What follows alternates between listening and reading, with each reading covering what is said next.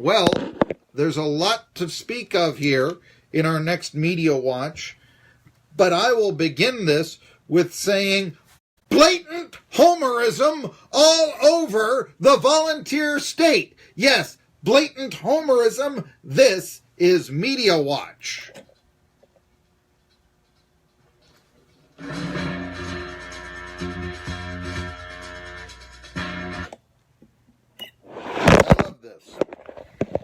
Except for the fact that now this falls away.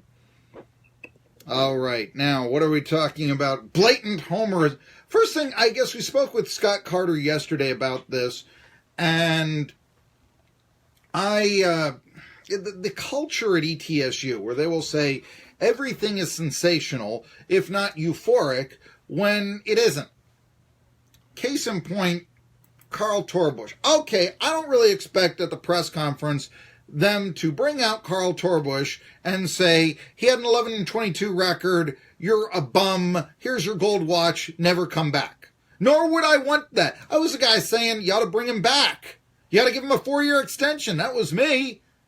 But I do think that he deserves criticism for not having a running game this year, not having a secondary, seeing Kennesaw State with do the exact opposite of his plan and go to the FCS playoffs, whereas ETSU regressed from a 5-6 record the second year that said, maybe there's something there. Maybe this third year could be something.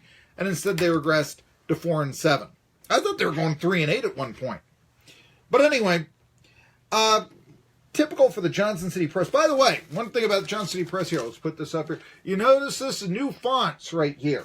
New fonts in the Johnson City Press. And the other thing that's really neat about this is that, and it's difficult to see this on Facebook, but the way that the columns are now written, can people still hear me? I've now got a piece of paper blocking me and the microphone. But the way the columns are written, this is actually a wonderful way to read the paper. It's much easier than when the columns are all flush one way or the other, people are noticing. So, hey, I realize that a lot of people now, they're reading their newspapers online. It's all online. But, I still will go, and this is a good digest. I don't have to go look through online and say, hey, what story right there, have Yahoo or Google or whoever or MSN, stuff their decision of stories down my throat. I guess I do have to look at the, I guess it's Sam Elliott. There's no sports editor at the Johnson City Press, which is disturbing.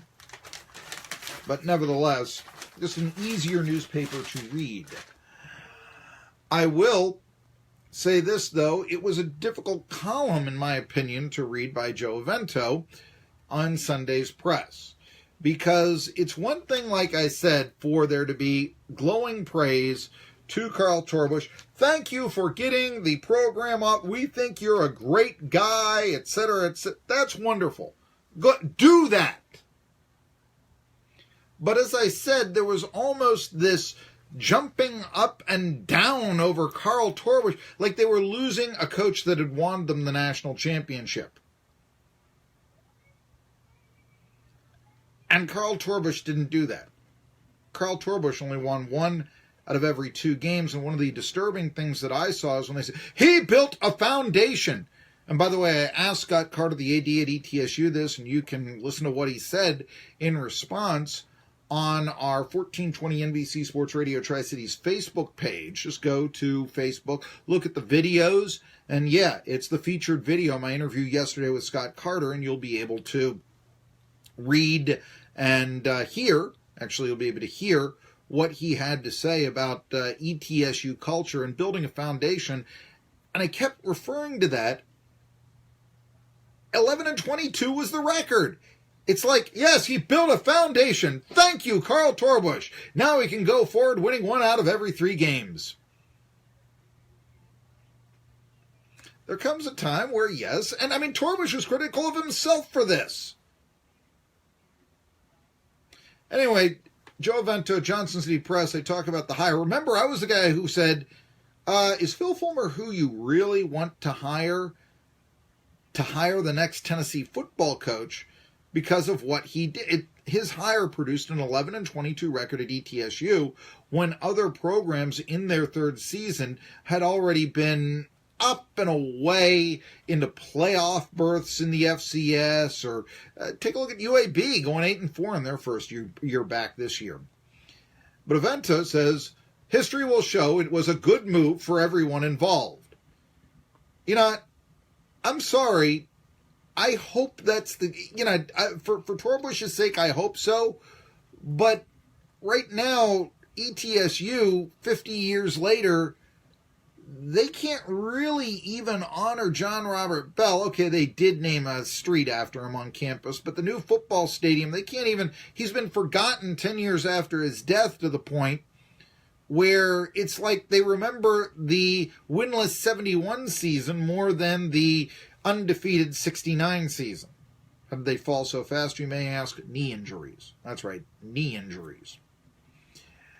Nevertheless, the talk of the perfect father figure for a new program. Look, I'm down with this. I loved it when he suspended the players for stiffing the cab driver this past year. Let's also remember that came a day before ETSU's biggest victory of this past season.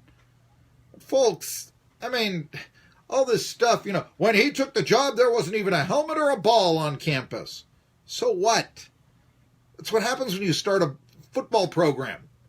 Actually, I say that. I will tell you this, that, New Haven had a 6-year hiatus in their football program, and for that matter, so did Villanova, and the athletic directors, when they stopped their, and I found out about this when I was in the BFFF, and they stopped their football program. For Villanova, it was in 81, and for New Haven, which is a Division II team, it was in 2003. Villanova brought it back 4 years later. New Haven brought it back 6 years later. It took ETSU 12 years. Okay.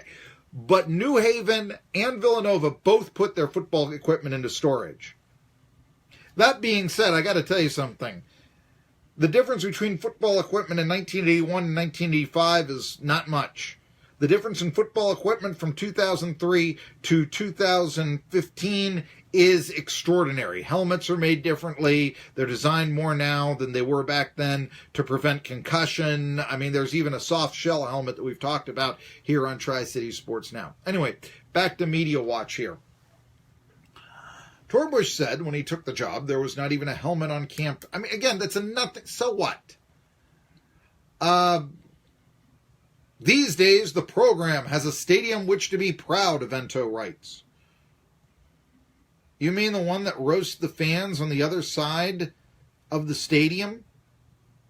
The one thing I think that we learned about the new stadium that ought to be named after John Robert Bell is that it wasn't the mini dome that prevented players from coming to ETSU or fans from coming to ETSU. That wasn't it.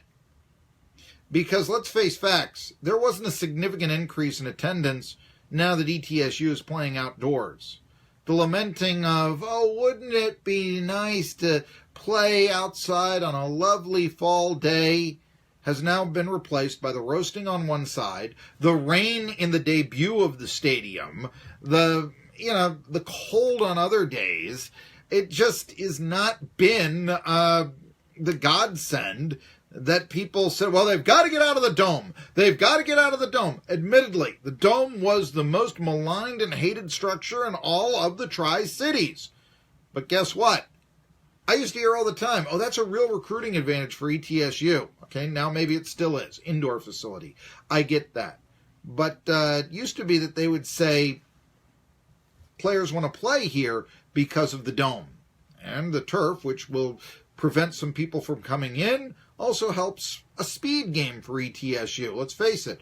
How does a Donnie Abraham come to ETSU? How does a Marcus Satterfield? I mean, a fast player, a Scotty Dykes, somebody like that. A Gerald Sensabaugh, guys who played in the NFL. Defensive backs in Sensabaugh and Abraham's case, they're playing on turf. Well, I don't know if you'll have the same thing now.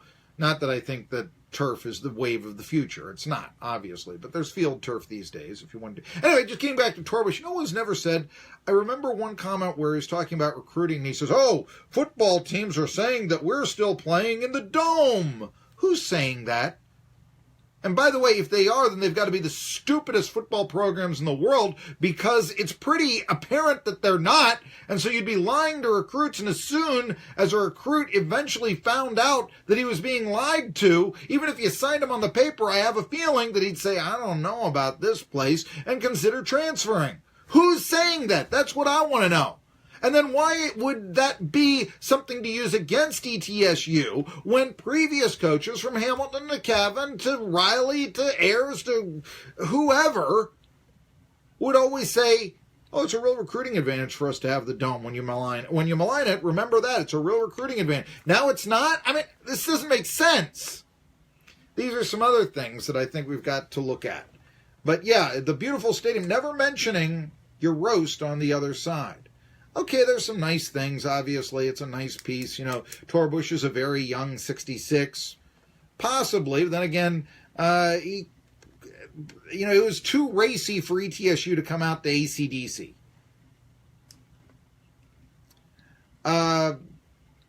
Look, as I've said with Torbush, anybody who likes boiled peanuts can't be all bad. But this idea of the record will show he's done such a wonderful job. When people in 50 years open up the media guide, they'll say, oh, ETSU started 11-22 and then they got a new coach. And then they'll find either the new coach started to win, or they'll say, SOBs, the same old Bucks. Now, I'm going to continue Media Watch after this with some they are cheering in the press box in Las Vegas. At least they are from Nashville. Tri-City Sports Now continues after this.